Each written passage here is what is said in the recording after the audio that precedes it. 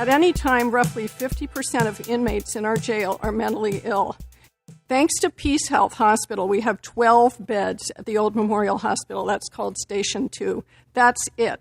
So an individual suffering a mental health crisis has a far better chance of being in the Clark County Jail than in a hospital where they would be if they had any other form of illness.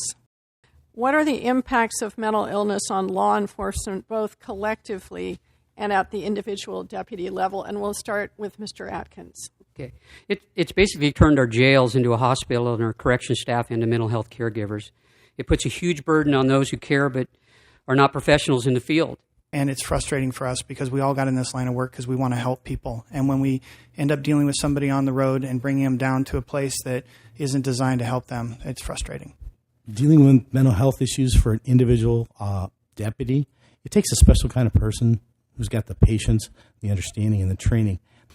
Since 2007, we've had 78 suicide attempts and 13 successful suicides in the jail. It puts stresses on the courts and the prosecutors as well. It costs the taxpayers a lot of money. It can affect the entire community. I like to say that in Clark County, if you're physically ill, you go to a hospital. If you're mentally ill, you go to jail. We have to do better than that as a community.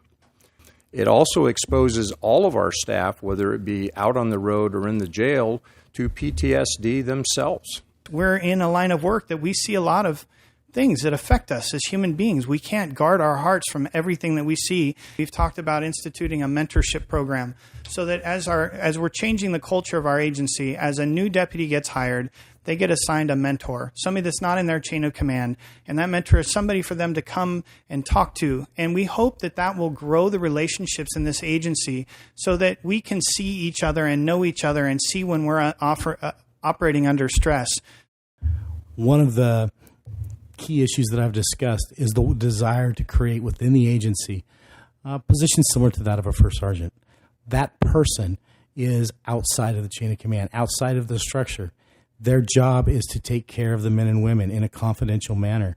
What is you or your family's personal experience, if any, with mental illness and or with the treatment of mental illness?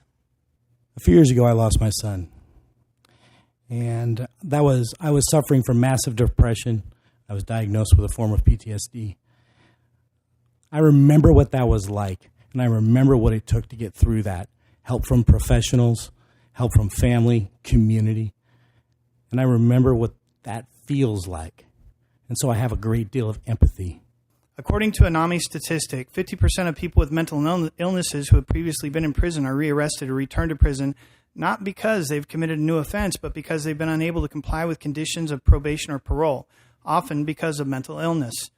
According to a report in the New York Times from January last year, mentally ill inmates stay in jail nearly twice as long. If we could look forward to the futures, to something that I think would be gravely important, would be how we develop and design our jail right from the beginning on intake. And it would be nice to be able to have them, when they come in, be able to be identified, is this a mental health issue? And if so, and it's a minor crime associated with it, how do we connect them with the resources, hold them accountable, process the paperwork properly, but not book them into the facility, put them someplace else that would help them continue down the path, taking care of the issue that they have at hand.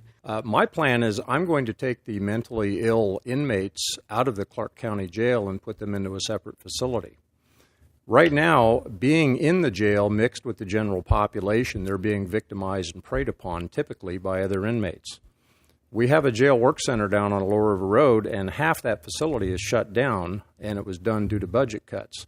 I'm going to open that up, and I'm going to move the special needs inmates down there. I want them monitored and handled by mental health professionals, not corrections deputies. What could the Sheriff's Department do better? There is a BJA, Bureau of Justice, checklist that was developed that they found to be 75% effective in detecting people with mental illness coming into the jail. That's not being used currently. I'm going to implement that. I would like to stop being reactive and start being proactive. That it's been said to me by somebody during this campaign that the sheriff's job is to keep the peace in this community and enforce the laws. And it's been my experience that the sheriff can be an amazing advocate at the state level for changes. And because of the lawmakers, they have dumped this problem at every sheriff's doorstep. Why the sheriff should be pushing back. What other resources do you believe are useful or worth investigating? Pick out maybe one or two and briefly discuss that. Over in Multnomah County, the sheriff's office, they partner with the Multnomah Crisis Response and mental professionals, and they actually partner together in a mobile response team. The way to deal with crisis situations involving mental health people is not to use deadly force, it's to use less lethal force to resolve a situation. So I need to make sure that we are completely up to speed and our policies reflect that.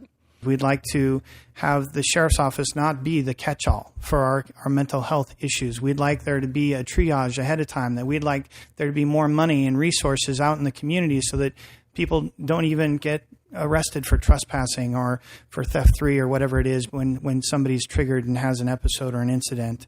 What I would do is partner with and bring to the table some of the ideas that I've heard here tonight, the professionals such as NAMI and other mental health professionals in the community, so that you as the professionals can tell us what we better can do and how we could better help in providing any new and emerging techniques and resources that can bring bear onto this that would help the entire community.